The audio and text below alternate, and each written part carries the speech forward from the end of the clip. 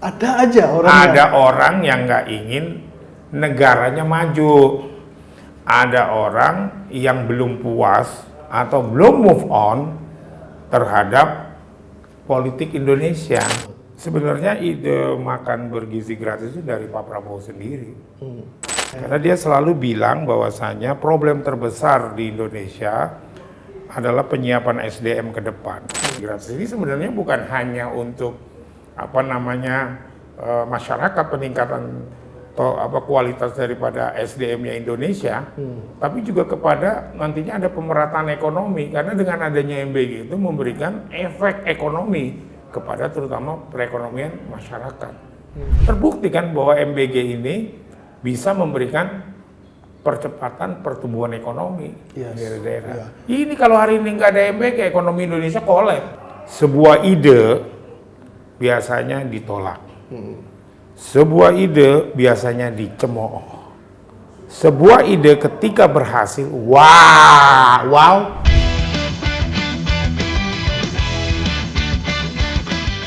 Baik, kawan-kawan, kita kembali lagi di Bebas Bicara. Bebas Saat bicara ini, ya. Bebas-bebasnya ya. Bebas-bebasnya Ya, deh, Bang. yang penting kan melanggar hukum. Iya, baik. Sekarang saat ini kita bersama salah satu yang mungkin teman-teman pasti kenal siapa dia. Dan mungkin di 2019, 2024 tokoh ini sangat kontroversial, tapi kita bisa mewawancara dia dalam tema yang menurut saya spesifik ya. Dan beliau adalah Bang Arief Poyono. Ya. Terima kasih Bang Arief sudah hadir di tengah-tengah kita. Mantan beliau Waketum Gerindra. Mantan Waketumnya Wakil Ketua Umum Gerindra. Tapi sekarang beliau ini Ketua Federasi Serikat Pekerja BUMN Bersatu Dari dulu. ya. Dan saat ini Komisaris Pelindo ditugaskan oleh Pak Prabowo menjadi Komisaris Pelindo di Pelindo, dan juga beliau masih kader Gerindra. Masih dong. Masih kader. Jadi kita nih, Bang Arief, kita ingin bicara salah satu program yang benar-benar lagi hot. Apa? Program apa? Program Pak Prabowo, program Presiden, program pemerintah ya, yang saat ini lagi hot, yaitu makan bergizi gratis. Oke. Pak Arief, saya ingin tahu nih secara detail ya, Pak Arief kan orang yang abang ini yang paling dekat sama Pak Prabowo, salah satunya. Ya, ibaratnya kedekatannya Bang Arief bilang sering ditelepon juga, sering diskusi. Sebenarnya ide awalnya ya makan bergizi gratis itu kita nih biar tahu itu dari mana, Bang? Sebenarnya ide makan bergizi gratis itu dari Pak Prabowo sendiri. Ya, sebenarnya kalau kita mau flashback ke belakang, Gerindra dari tahun 2008 ketika berdiri, itu pernah memberikan tawaran program kepada masyarakat. Kalau waktu itu Gerindra berkuasa, kita mau bikin revolusi putih, yaitu gerakan memberikan susu kepada anak-anak. Karena dia selalu bilang bahwasanya problem terbesar di Indonesia adalah penyiapan SDM ke depan. Karena waktu itu kan ada banyak data, anak-anak ada yang kekurangan gizi, ibu-ibu stunting, anak-anak stunting, ya kan. Maka program itu yang namanya dulu revolusi putih, yang memang kemudian akhirnya itu pada tahun 2000 berapa ya, Anies berkuasa itu di copy paste sama dia, itu programnya Gerindra. Oh, pada waktu yang Gubernur DKI Jakarta. DKI, karena didukung sama Gerindra, maka Gerindra menawarkan program itu waktu itu, gitu kan, yang kemudian ya jadi akhirnya jadi lawan kita, gitu kan, ya kan? Nah, itu programnya Gerindra, Gerakan Revolusi Putih, dan itu pernah dilakukan oleh Soekarno kan, zaman dulu kan, ya kan? Nah, itulah yang menjadi dasar kenapa pemikiran Pak Prabowo itu dia lebih melihat ke depan, ke masa depannya Indonesia. Apapun sebuah negara, kalau dia bilang pada saya, Arief, yang namanya negara itu kuncinya di SDM-nya, di rakyatnya. Jadi rakyat kita itu harus punya gizi yang tinggi, anak-anak terutama, terus kemampuan daripada teknikalnya juga harus. Nah, kemampuan teknikal itu dia selalu bilang kan harus ditunjang dengan otak. Yes. Nah, otak itu pintar, cerdas, itu ditunjang dengan gizi. Kalau tidak ada gizinya anak-anaknya, ya kan? Seperti dia bilang, coba kamu lihat tuh Singapura. Karena bisa maju. Singapura nggak punya sumber daya alam. Tapi dia punya sumber daya manusia yang berkualitas. Sumber daya manusia berkualitasnya dari mana? Ya dari gizi. Kemudian Jepang yang sangat sukses selama ini menjalankan program makan bergizi gratis. Pintar-pintar kan orang Jepang, anak-anaknya generasi ke depannya kan. Nah itu yang menjadi pemikiran Pak Prabowo. Akhirnya memang dia konsepkan waktu 2019 itu juga sudah akan membuat makan bergizi gratis. Gitu loh. Ya kan? Jadi memang Pak Prabowo itu futuris. Dia bukan memikirkan hari ini, tapi dia memikirkan ke depan bagaimana bangsa ini bisa maju. Salah satunya ya kita lebih aware atau kita lebih concern kepada generasi yang akan datang yang akan meneruskan negeri ini. Ada nggak, Bang Arif, Pak Prabowo mungkin mengobrol sama abang misalkan diskusi? Pernah sebelum 2019. Bisa diceritain? Ya dia bercerita seperti itu tentang pentingnya gizi anak, tentang pentingnya bagaimana memerangi stunting, gitu kan? Karena Pak Prabowo tahu kemiskinan itu disebabkan oleh kekurangan gizi, ya kan? Kekurangan gizi disebabkan oleh kemiskinan. Maka dia membentuk yang namanya model kayak makan bergizi gratis ini sebenarnya bukan hanya untuk masyarakat, peningkatan kualitas daripada SDM-nya Indonesia, tapi juga kepada nantinya ada pemerataan ekonomi karena dengan adanya MBG itu memberikan efek ekonomi kepada terutama perekonomian masyarakat. Kan nanti sayur laku, pedagang ikan laku, pedagang ayam laku, ya kan? Terus pedagang bumbu laku, ya kan? Yang mana semua makanannya itu kan banyak kan dihasilkan dari bumi Indonesia, maka dia akan men-speed up laju perekonomian Indonesia terutama di desa-desa. Benar kan? Ya kan? Ya jadi efek dari MBG itu bukan hanya efek untuk membangun SDM Indonesia ke depan di tahun nanti kita punya SDM yang tangguh, ya anak-anak yang pintar, itu juga memberikan dampak perubahan ekonomi, peningkatan ekonomi kepada masyarakat desa, masyarakat provinsi, masyarakat kabupaten, Mas. Dan membuka lapangan kerja kan.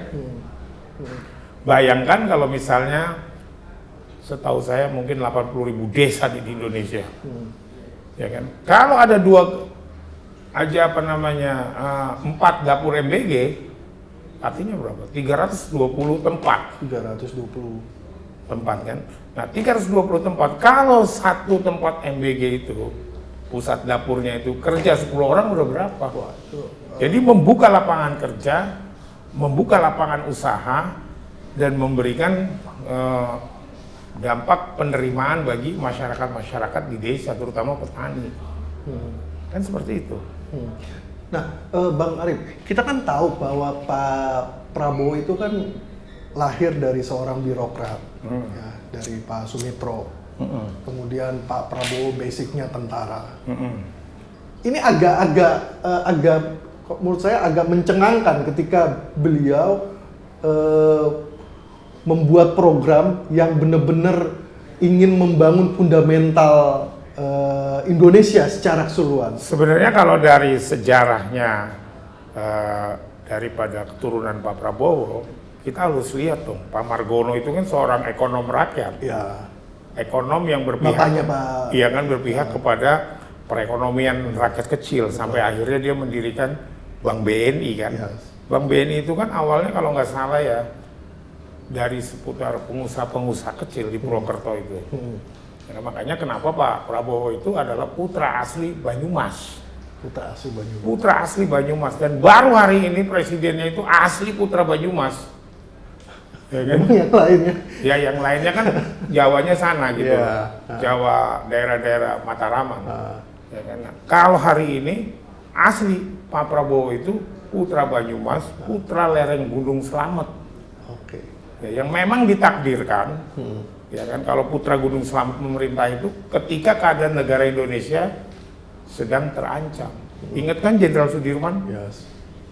ya kan? Ketika disuruh nyerah sama Presiden Soekarno terhadap Belanda, dia melawan. Nah, Jenderal Sudirman kan anak Gunung Slamet, orang Gunung Slamet, asli orang Purbalingga, Banyumas.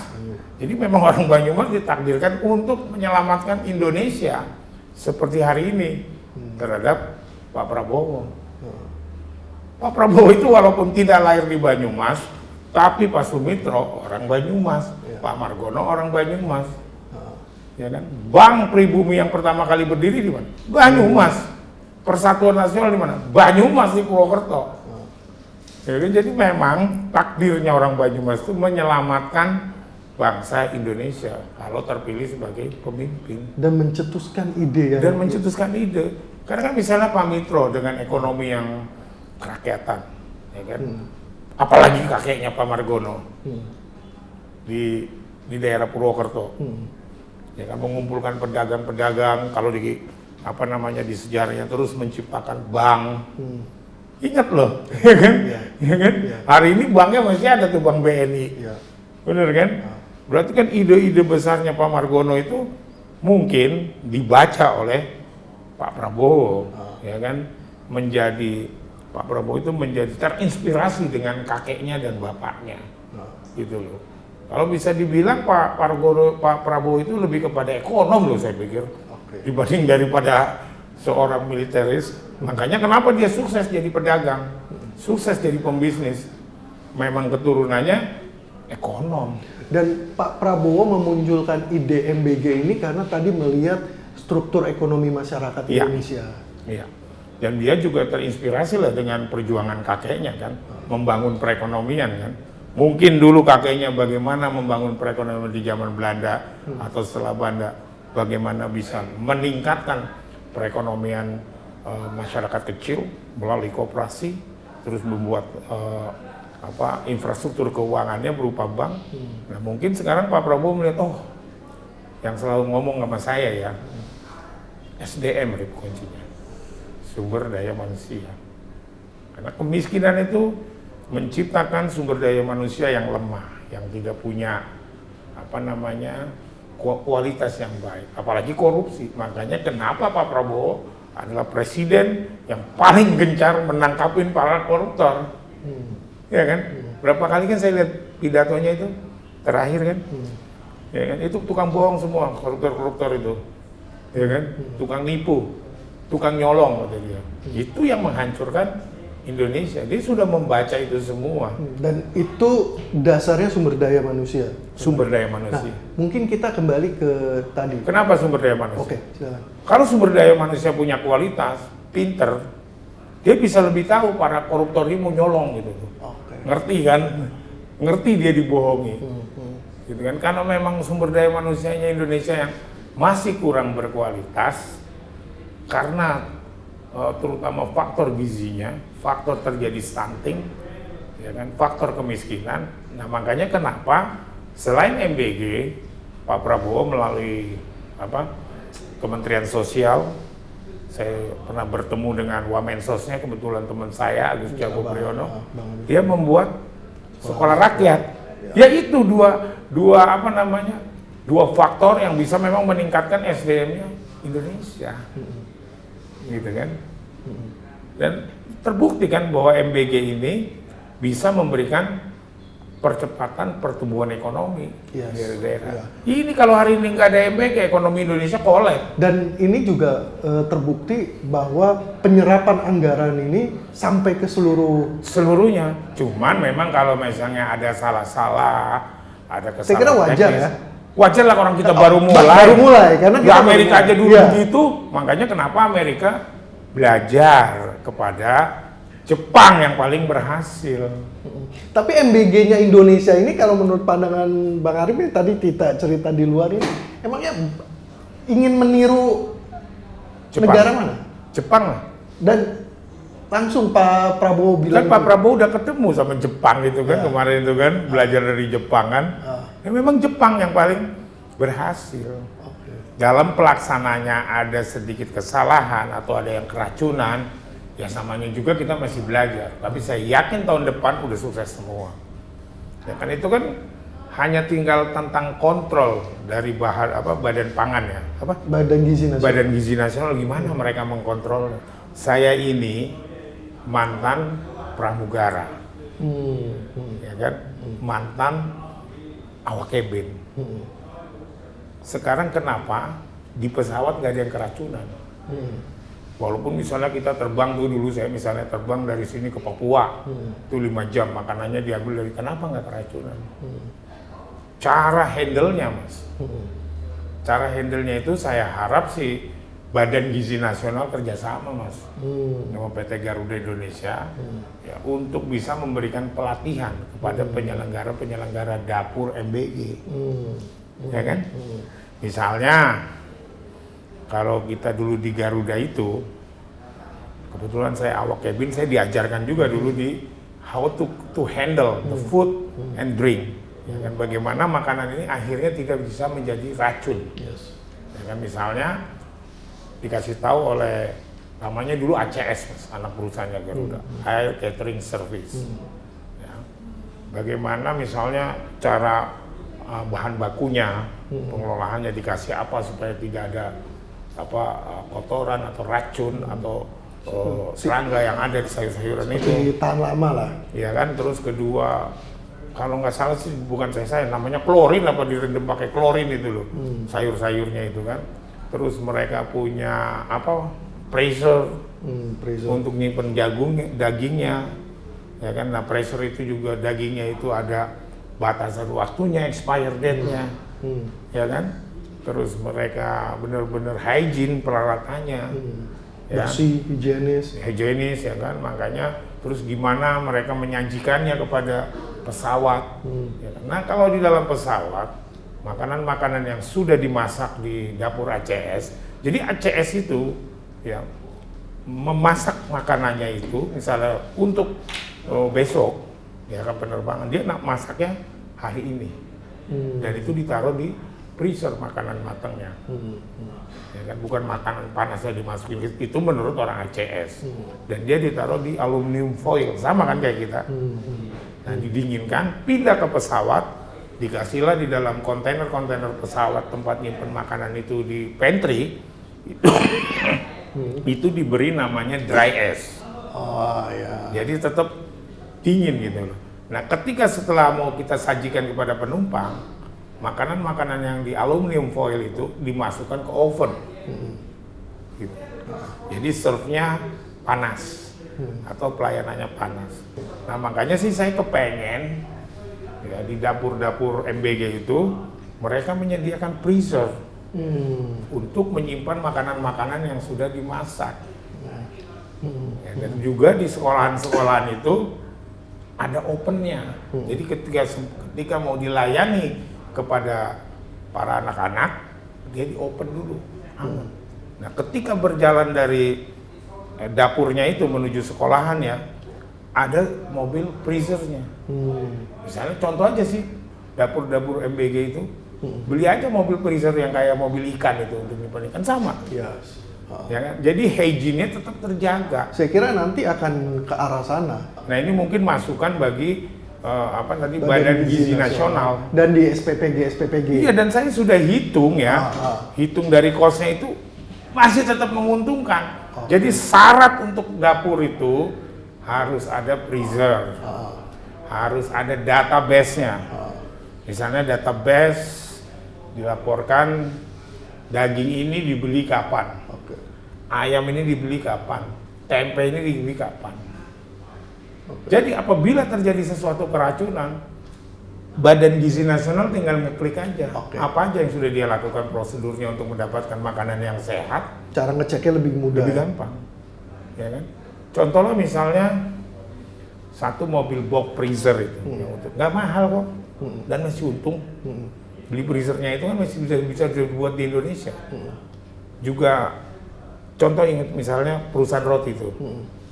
Kan dia punya oven kan? Ya kan, ada oven yang buatan yang murah yang 3 jutaan itu untuk 100 roti. Ya kan, yang pakai gas. Tentu kan lebih sehat. Membawa makanannya ini pakai mobil freezer. Di dapurnya diberikan freezer juga. Atau kalau nggak punya freezer, ya sudah mobilnya nyalain aja terus. Mixernya kan jalan. Gitu kan. Nah ini nggak ada kan yang dapur punya itu. Iya. Boleh Mas cek. Iya. Asal masak bambung-bambungnya, akhirnya seperti itu. Terus cara memasukkan makanannya mungkin nggak terlatih. Mungkin Badan Gizi Nasional harus memberikan pelatihan dan belajarnya itu ke Garuda. Tanya sama Pak Glenn itu dirutnya Garuda. Ya kan? Jadi para peserta dapur MBG ini coba dah kunjungan ke dapur-dapurnya airline. Ya kan? Jangankan itu Mas. Misalnya Garuda itu terbang Jakarta Eropa. 14 jam loh. Kenapa nggak bisa keracunan? Ya. Karena makanannya benar-benar di-handling supaya tetap kualitasnya terjaga. Wah. Nah kalau keracunan di pesawat siapa yang ngobatin Mas? Gak ada dokter Mas Iya, di atas pesawat lagi flight kan. Nah belajar aja sama dapur-dapurnya airline. Oke. Gitu loh. Baik, Bang Arif, kita Aku ngerokok ya? yuk silakan. Kita melihat bahwa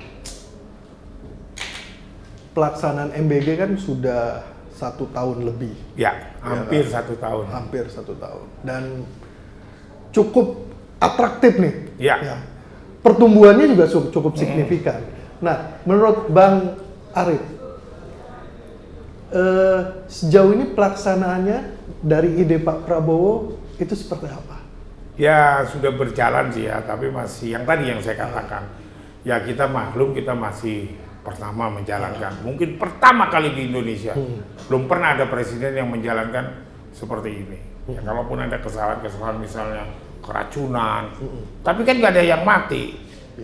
Ya kan, ya bukan kita untung itu mati, tapi itu sebuah masukan lah ya yang harus amit-amit jangan ya? yang harus sampai diperbaiki tentang yang keracunan itu terutama oleh Badan Gizi Nasional.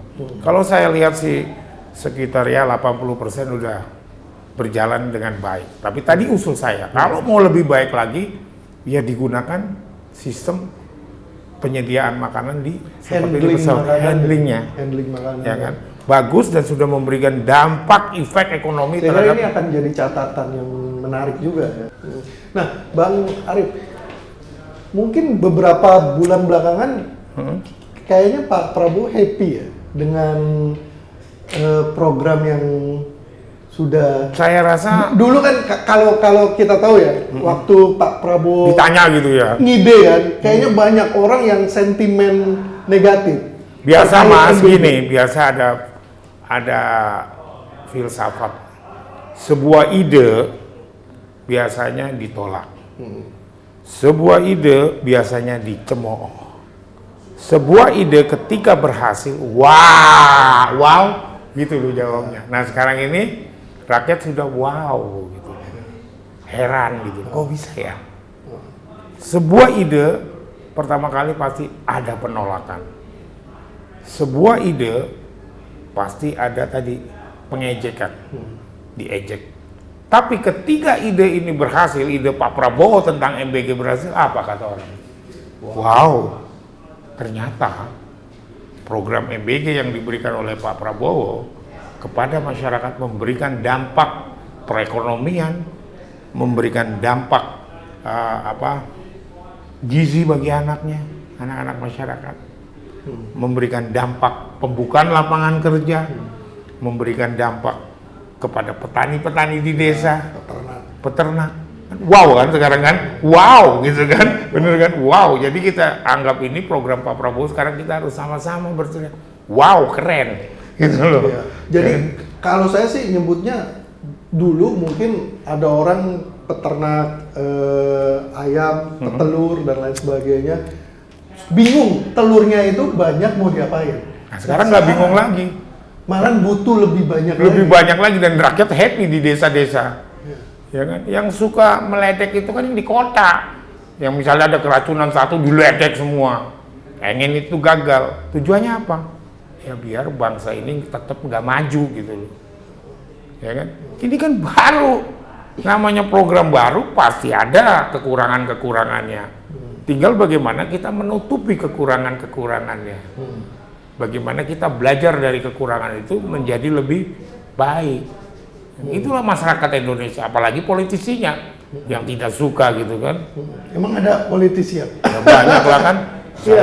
tokoh-tokoh apa gitu kan selalu nyupatain MBG. Padahal MBG ini kan tujuannya bagus untuk anak-anak kita naik gizi, untuk rakyat agar bisa mendapatkan pekerjaan, untuk petani agar mendapatkan pendapatannya, ya kan? Tapi dicaci maki ya itu Mas, sebuah ide ketika dijalankan pasti ditolak, pasti dicaci maki. Ketika berhasil, wow keren, baru mereka terbelalak, gitu loh, ya kan? Seperti itu.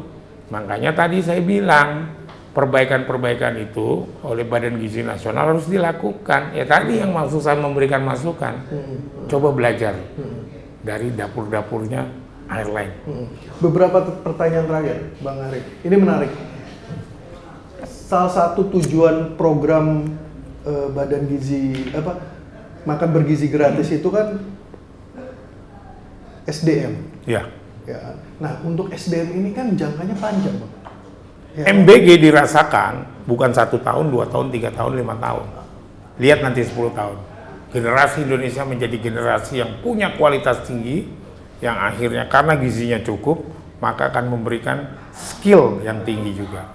Kemampuan yang tinggi dalam bekerja, ya kan, di dalam pendidikan. Ya kan? Nah, itu yang harus menjadi ukuran bagi kita. Bukan ukurannya mencaci maki terus tentang MBG gitu loh kan. Ya kan, kita ini, MBG ini adalah sebenarnya investasi bagi generasi-generasi kita ke depan. Anak-anak kita. Ya kan? Mungkin kita di kota nggak kekurangan gizi. Tapi saudara-saudara kita yang anak-anaknya misalnya di NTT, di Papua, mungkin di Jawa, kan banyak yang kekurangan. Di Kalimantan, mungkin yang mencaci maki MBG itu nggak pernah keliling Indonesia, nggak kayak saya. Kalau saya itu udah keliling seluruh Indonesia, karena saya mantan pramugara, udah terbang kemana-mana. Gitu loh. Ya kan? Bener nggak? Ya kan? Berarti secara tidak langsung, artinya tujuan mulia ini ingin membangun kapasitas sumber daya manusia. Oh iya, kelemahan Indonesia itu adalah sumber daya manusia. Dan nantinya Indonesia akan banyak stok. Iya, jadi percuma kita punya sumber daya mineral, sumber daya alam yang kaya, kalau sumber daya manusianya kita nggak punya. Gitu loh. Tapi saya heran kenapa ini terus diserang terus. Ya kan tadi saya bilang, Ada aja orang ada orang yang nggak ingin negaranya maju. Ada orang yang belum puas atau belum move on terhadap politik Indonesia. Ayo dong bersama-sama membangun. Siapa itu, Bang? Ya banyak lah ya, saya nggak tahu lah kan. Saya nggak tahu, saya nggak mau tuduh orang atau siapa kan. Tapi ya kita berjiwa besar bahwa kita harus sama-sama membangun bangsa. Kalian nggak boleh ide bagus ini ditolak-tolak, ide sebagus ini dicaci maki. Ya kan?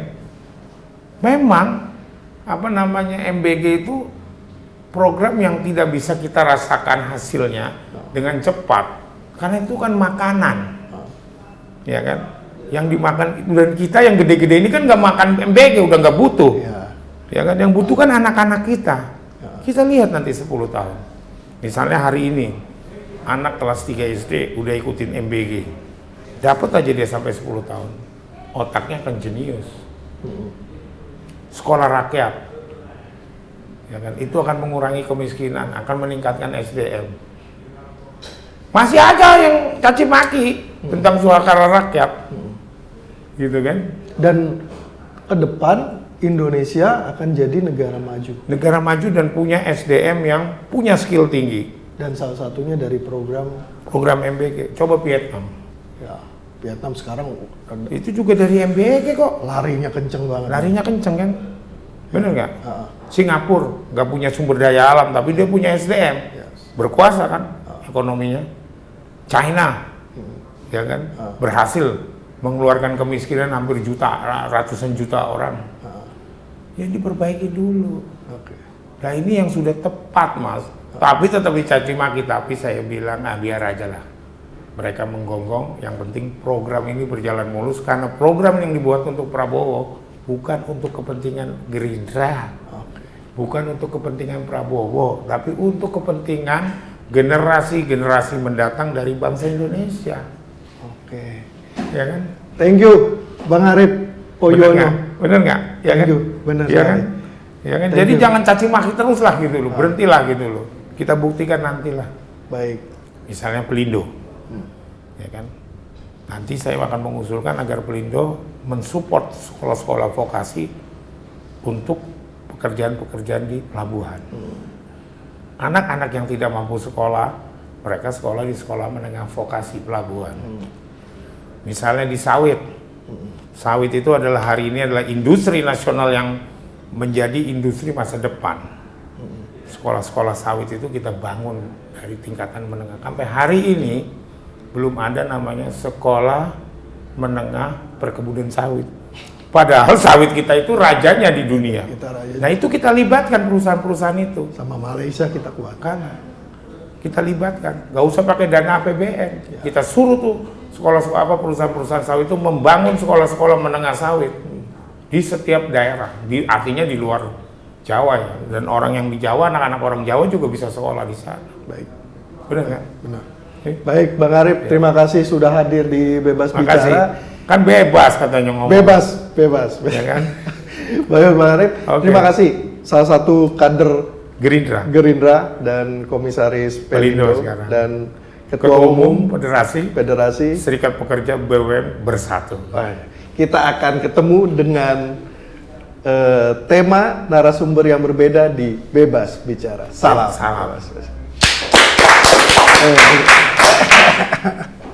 Thank you, Bang Arif. Thank you.